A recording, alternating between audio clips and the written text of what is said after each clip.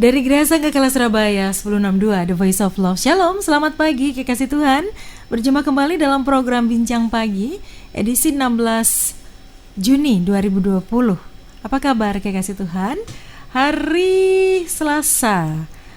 Ini tadi saya berangkat, ada banyak hal yang terjadi ya. Ketemu dengan orang yang diserempet mobil, kasihan ibu-ibu dan anak kecil gitu ya, bawa anak kecil, gendong anak kecil satu dan anak kecil di belakang. Aduh, kekasih Tuhan, kalau Anda beraktivitas di luar rumah, hati-hati ya bawa kendaraan, baik Anda bawa kendaraan roda 4 atau roda 2, tetap waspada. Dan program Bincang Pagi mengajak Anda untuk waspada juga menghadapi hari-hari ini. Tentu saja harus berjalan sesuai dengan apa yang firman Tuhan katakan. Pagi hari ini Pendeta Yosia Madison Manulang siap berbagi dengan Anda. Selamat pagi Pak Madison. Selamat pagi Mbak Wahyu. Apa kabar Pak? Selalu baik. Puji Tuhan. Terima kasih mau ditembak dan jadian pagi hari ini ya. Selalu standby. Jadian Bincang Pagi. Kapanpun iya, selalu Tuhan. Siap untuk melayani Tuhan. Iya. Baik atau tidak baik waktunya ya. Baik atau tidak baik, tetap beritakan firman Tuhan. Ya, mau mendadak mau enggak. Iya, selama masih bisa. Jalan terus. Hampir lupa loh tadi. Hampir lupa. Makanya saya tumben. Biasanya Pak Madison tuh pagi-pagi sudah duduk manis. Iya, jadi selesai doa pagi, kan kami jam 4 doa pagi. Nah, selesai setengah 6. Nah, habis itu biasa saya itu punya ya peliharaan lah. Ada tanaman, ada ayam, ada lele itu. Oh, okay. Nah, saya sedang santai-santai, tahu-tahu istri saya langsung datangi saya. Lupa bincang pagi. Iya, langsung cepat Mbak Wahyu, langsung bergerak. Untung tidak lupa. Dan untungnya masih ya pas lah, ya. Nggak sampai terlambat. Ya. Dan kekasih Tuhan, ingat-ingat juga barangkali hari ini punya janji. Jangan lupa ya. Mungkin perlu dicatat zaman sekarang Pak ya. Ada reminder gitu ya. Harus di HP ada, ya. Ada belnya seharusnya. Apalagi kalau banyak kegiatan ya. Iya. Masih di rumah saja Pak Madison. Iya, karena itu aturan dari pemerintah. Ya kita ikuti. Dan namun sebagai hamba Tuhan yang tidak bisa diam, karena kalau diam nanti Mbak Wahyu bisa mati konyol kita. Jadi itu ada bagian yang harus kita lakukan, ada bagian Tuhan yang Tuhan lakukan. Oke. Dan itu poin topik yang akan kami perbincangkan pagi hari ini. Ya. Lakukan bagian kita. Ya, kalau bicara bagiannya Tuhan, bagian kita, berarti kita punya porsi masing-masing ya. Betul. Nggak bisa semua diberkan sama Tuhan ya. Oke. Sebelum kita tahu bagian kita perlu tahu juga bagiannya Tuhan apa Pak yang sudah Tuhan kerjakan. Untuk mengawali perbincangan kita ini Mbak Wahyu, selalu saya berdasar firman Tuhan ya.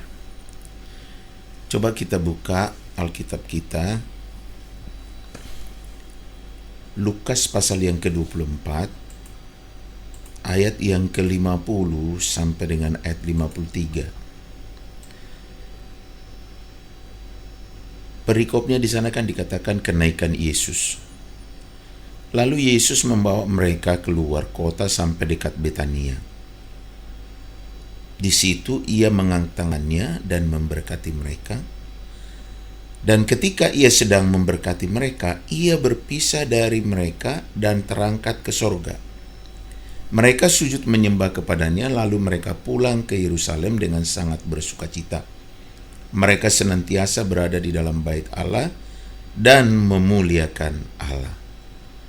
Perhatikan di sini Mbak Wahyu, saya bagi dua bagian. Jadi kalau tadi ditanya apa yang Yesus sudah lakukan dalam hidup kita, perhatikan ya. Sebelum Yesus naik ke surga, ya, ternyata ini rahasia yang luar biasa yang sering kali dilewatkan oleh anak-anak Tuhan yang istilahnya kurang diperhatikan gitu ya. Perhatikan di situ. Lalu Yesus membawa mereka keluar kota sampai dekat Betania.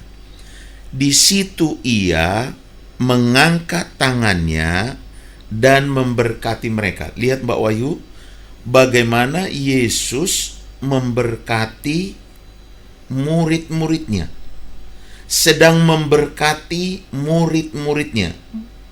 Ya, kalau kita belajar ini sesuatu yang dalam. Kenapa saya katakan dalam? Mungkin Bapak Ibu pernah mendengar kalau ada orang tua yang dihormati, yang terhormat, yang punya nama, ya mungkin yang punya masa hidupnya luar biasa lah gitu kan. Orang tua ini sebelum meninggal, banyak orang berkata begini. Misalkan dia sakit gitu ya. Tungguin orang tuamu. Soalnya apa? Nanti kalau dia berpesan, wah itu pesannya itu wasiat itu luar biasa. Bahkan itu dibilang bisa nanti bagi warisan gitu kan. Bagi orang tua yang betul-betul punya nama. Dan dalam Alkitab juga kita perhatikan itu terjadi waktu Elia sama Elisa. Ya. Elisa dia ngomong sama Elia, dia minta 2 kali lipat kuasa yang dimiliki oleh Elia. Tapi perhatikan di situ, Elia berkata begini, itu bisa kamu dapatkan apabila kamu melihat aku naik ke surga. Waktu Elisa dengar itu, Elisa tidak mau sia-siakan kesempatan itu. Kemana aja diikuti. Nah, itu. Kemanapun Elia pergi, Elisa terus mengikutinya. Sampai Elia akhirnya terangkat ke surga. Nah, dia melihat. Dan dia melihat. Dan apa yang diwasiatkan oleh Elia kepada Elisa, itu betul-betul terjadi. Sama Mbak Wahyu. Kalau kita mengerti akan hal ini, waktu Yesus naik ke surga, dia sedang memberkati murid-muridnya. Dan tolong Mbak Wahyu garis bawahi, berkat yang Tuhan berikan kepada murid-murid ini, itu berkat sempurna. Kenapa dibilang sempurna? Iya, kenapa? Karena dia sedang memberkati. Sama kalau sekarang ya, banyak pendeta-pendeta atau gembala sidang, setiap selesai ibadah, doa berkat. Dan banyak hamba Tuhan berkata begini, jangan tinggalkan ibadah sebelum doa berkat selesai. Kenapa? Karena berkat dari Allah Bapa, Putra, dan Roh Kudus itu sempurna, Mbak Wahyu. Dan tolong garis bawahi, berkat yang sama diterima oleh murid-murid Tuhan, itu juga sama berkat itu kepada semua kita orang percaya. Semua pengikut Yesus. Tanpa terkecuali. Oke. Berarti termasuk kita semua. Kekasih Tuhan yang mendengarkan juga ya. Kita semua. Jadi kalau kita menyadari ini sebenarnya, berkat yang Yesus berikan itu kepada kita itu sempurna. Jadi kalau ada kita ketakutan hari-hari ini, ya toh, ketakutan tidak diberkati, khawatir tidak bisa makan dan lain sebagainya, kita tidak sadar bahwa sebenarnya tangan Tuhan yang terangkat memberkati kita semua itu berkat yang sempurna. Kita tidak sadar. Coba kita sadar bahwa Wahyu, berkat yang Yesus sudah turunkan itu betul-betul sempurna bagi kita semua. Apakah berarti berkat-berkat sebelumnya kurang sempurna begitu, Pak? Bukan tidak sempurna. Tapi ingat, waktu itu Yesus memberkati murid-muridnya, ya, karena masih bersama-sama. Ya kan? Masih bersama-sama. Tapi ini Yesus mau naik ke surga. Oke. Jadi beda ya, spesial gitu ya. Spesial, khusus. Karena istilahnya itu kalau ilmu itu semuanya. Ilmu pamungkas. Semuanya. Jadi sama ini yang saya bilang tadi. Kalau ada orang tua sebelum meninggal, itu pesan terakhir itu, Mbak Wahyu, dinantikan. Apakah anak-anaknya waktu hidupnya nggak diberkati? Diberkati. Semua diberkati. Tapi pesan terakhir ini, ya, itu sangat dinantikan oleh anak-anaknya. Bahkan sangat dinantikan oleh orang-orang yang dekat dengan dia. Nah, tapi seringkali orang tidak mengerti akan hal itu. sehingga dianggap Allah biasa. Mm-mm. Tapi kalau kita mengerti berkat yang Yesus berikan itu luar biasa. Oke. Satu. Mm-mm. Kedua, Mbak Wahyu, Ya. Yesus naik ke surga itu untuk apa? Jelas dikatakan apa? Menyiapkan tempat bagi kita. bagi kita. Bagi siapa? Bagi orang yang percaya kepadanya. Ya kan? Mm-mm. Dan Alkitab juga berkata, nanti Yesus akan datang kedua kali, persis seperti dia naik, Mm-mm. dia akan datang. Untuk apa, Mbak Wahyu? Dia akan datang membawa semua orang yang mau mengikuti dia. Mm. Untuk dibawa kemana? Ke sorga. Ke surga. Dikasih rumahnya masing-masing. Ya kan? Ini sesuatu yang luar biasa. Bahkan sebelumnya itu, Mbak Wahyu, Yesus juga berkata apa? Dia tidak biarkan kita sendiri. Dia akan memberikan seorang penolong. Yaitu siapa? Roh Kudus. Roh Kudus. Jadi Yesus tahu sebenarnya bahwa kita ini tidak bisa jalan sendiri, Mbak Ya, Wahyu. ya. Yesus tahu persis itu. Makanya di saat Yesus tahu persis, selain dia memberkati kita, dia berikan Roh Kudus. Kita tahu peran Roh Kudus itu cukup banyak. Tidak ada kesempatan bagi saya untuk menerangkan Bisa jadi itu. topik tersendiri itu itu ya. jauh banyak sekali ya. kan? Ah. Tapi salah satu, dia menolong kita dalam apa? Dalam kesusahan Kelemahan kita, dalam kelemahan kita, dalam ketakutan kita, dalam kesedihan kita, dalam segala hal. Ya kan? Ya. Dia menolong kita. Bahkan dia menghibur kita. Di saat susah, dia menghibur kita. Di saat kita sedih, dia datang menguatkan kita. Di saat kita merasa sendiri, dia datang menemani kita. Bahkan apapun keadaan kita, dia datang. Ada orang-orang yang bilang begini, kalau Roh Kudus dikaruniakan kepada saya untuk menolong, menghibur, menguatkan, kenapa saya masih susah ya Pak? Jadi miss-nya di mana? Ini yang saya bilang. Oh. Kalau dia sadar, kalau dia sadar ya, Ah. Berarti orang ini pingsan gitu ya? Nggak sadar berarti ya? setengah sadar. Setengah sadar. Kalau dia sadar, Mbak Wahyu, sebenarnya Roh Kudus itu sudah ada bersama dengan dia. Iya. Tapi dia anggap Roh Kudus itu tidak ada. Lalu yang ada di dalam mulutnya apa? Kenapa aku seperti ini? Kenapa aku susah? Kenapa aku kekurangan? Dan apalagi dalam keadaan-keadaan seperti sekarang ini, Mbak Wahyu, Ya. ya dengan adanya COVID-19 ini ya toh. Ini terjadi buat semua, bukan hanya orang Indonesia, tapi seluruh dunia. Termasuk kepada pendeta, termasuk kepada jemaat, termasuk kepada semua. Dan ini yang saya ingin sampaikan, Mbak Wahyu. Saya sedang dilatih oleh Tuhan, dibentuk oleh Tuhan untuk lebih sempurna, lebih mengerti akan hal ini.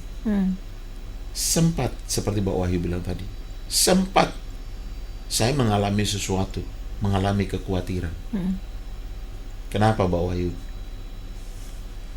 Anaknya banyak. Coba bayangkan ya. Ini fakta, Mbak Wahyu. Di bulan Maret pertengahan itu kan sudah semua jadwal saya itu di cancel semua. Ya. Lalu tamu-tamu, apalagi di bulan Maret April itu, biasanya itu tamu-tamu itu kan Paskah. Rame biasanya. Tahu-tahu semua, Mbak Wahyu, di cancel.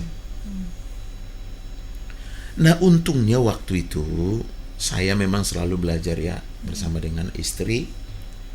Kalau ada berkat yang kami terima, contohnya makanan-makanan cepat saji itu, ya seperti nugget, sosis, apa semua ikan-ikan, itu selalu kami masukkan di dalam freezer, kulkas. Jadi saya punya 2 freezer, Mbak Wahyu, kulkas gede. Kami masukkan di situ. Tapi Mbak Wahyu percaya enggak? Di pertengahan Maret mau masuk April, dalam ya sekitar 2 minggu aja, saya malah sempat waktu itu khotbah di sini. Saya semangat kan. Tapi pulang dari sini saya alami Saya alami itu. Apa yang terjadi? Saya setiap hari tidak ada ceritanya tidak pengeluaran uang, Mbak Wahyu. Setiap hari. Harus beli minum, harus beli LPG, harus belanja, harus beli bensin, semuanya. Jadi setiap hari. Coba Mbak Wahyu bayangkan, tahu-tahu pelayanan cancel semua, tamu cancel semua, lalu apa yang ada di freezer mulai terkuras. Wih. Kenapa? Bayangkan 40 orang loh Mbak Wahyu, 40 tanggungan saya setiap hari. Ya kan? Apa yang terjadi? Waktu keadaan seperti itu, jujur Mbak Wahyu, sempat saya khawatir. Tuhan, ya apa ini? Manusiawi. Ya. Manusiawi. Bahkan, ya saya melihat hari-hari ini cuma suami istri, 2 anaknya, ya toh, itu sudah marah-marah sama pemerintah. Ngamuk-ngamuk. Minta gitu kan. BLT, minta dibantu Iya, gitu ya. marah-marah gitu. Lah saya 40 orang Mbak Wahyu. Saya mau minta sama siapa? Tuhan lah. Saya mau datang sama siapa gitu kan. Nah, ternyata saya sedang diuji oleh Tuhan. Di saat seperti itu saya sedang dimurnikan oleh Tuhan. Kalau selama ini engkau mengandalkan pelayanan, mengandalkan tamu gitu kan. Ya, sekarang dikat semua. Jadi sekarang kita tahu kepada siapa kita harus mengandalkan. Nah, itu Mbak Wahyu. Makanya saya bilang saya sedang dibentuk Tuhan untuk lebih sungguh-sungguh berharap sama Dia. Apa yang terjadi? Di saat seperti itu saya sempat khawatir, Tuhan, ya apa ini? Tahu-tahu Tuhan itu dengan lembut berbicara kepada saya. Tuhan bilang gini, kamu itu loh, bangsa Israel itu keluar dari Mesir menuju tanah Kanaan. 40 tahun. 40 tahun, ndak kerja, ndak apa-apa, tak kasih makan. Semua tak cukupi. Bahkan kasut sandal mereka Baju nggak pernah beli. nggak rusak-rusak. Gitu. Iya. Lah ini baru kamu sudah khawatir. Oh, Itu Mbak celup gitu ya. celup. Di situ Mbak Wahyu, saya langsung bilang gini, Tuhan, aku percaya Engkau. Aku percaya Engkau tidak pernah tinggalkan aku. Dan apa yang terjadi Pak Wahyu? Kulkas yang mulai kosong. Tahu-tahu ada teman saya, Mbak Wahyu pasti tahu lah, Pak Junaidi, telepon sama saya. Pak Pendeta, ada di rumah? Ada. Saya mau ke sana. Oh iya, ngapain? Saya mau antar ikan. Saya pikir ikan dibawa 3 kilo, ya toh? Ya biasalah gitu kan. Saya mau antar ikan. Ternyata apa yang terjadi Pak Wahyu? Dikirim ikan gurami, itu gede-gede, mungkin 1 ekor lebih dari 1 kilo mungkin. Dikirim 30 ekor. Wow. Satu. Yang kedua, ada teman saya dokter. Tahu-tahu, memang dulu saya layani dia setiap hari Rabu waktu saya layani. Lama tidak ketemu. Tahu-tahu dia bilang gini, Pak Madison, ya apa kabar? Saya bilang baik-baik Bu. Pak, saya mau kirim ayam ya. Oh iya Bu. Saya pikir ya dikirim 5 ekor itu sudah banyak. Tahu-tahu Mbak Wahyu percaya enggak? Dikirim 30 ekor ayam. Kok bisa sama ya? Padahal nggak janjian ya? Iya. Nggak kenal kan itu dengan yang teman satunya? Enggak kenal. Enggak kenal. Iya. 30 ekor. Terus ada lagi teman saya, tuh, dia selama ini tidak pernah telepon saya, dia tidak pernah hubungi saya. Ya saya kenal dia, saya tahu dia, tuh. Tapi tidak pernah, ya istilahnya cuek-cuekan lagi. Tuh telepon sama saya, Pak Pendeta, ya apa kabarnya? Saya bilang baik-baik. Anak-anak gimana? Baik-baik, saya bilang. Terus ditanya gini, Bapak mau telur enggak? Saya bilang, iya jelas mau lah, saya bilang. Terus dia bilang, Bapak punya kulkas? Punya. Terus dia bilang gini lagi, kalau saya kirim 30 kilo, muat enggak? Ya muat lah, saya bilang. 30 kilo bakwan telur dikirim. Wow. Jadi saya juga melihat ya, angka 333 ini Kok bisa sama kok bisa ya? Padahal nggak janjian Nggak ya? janjian, nggak kenal itu semua. Iya. 333 dikirim. Iya. Dan itu terjadi Mbak Wahyu sampai hari ini. Ya. Di saat saya menyerah, di saat saya percaya sama Tuhan. Nah, Tuhan itu berkarya. Amin.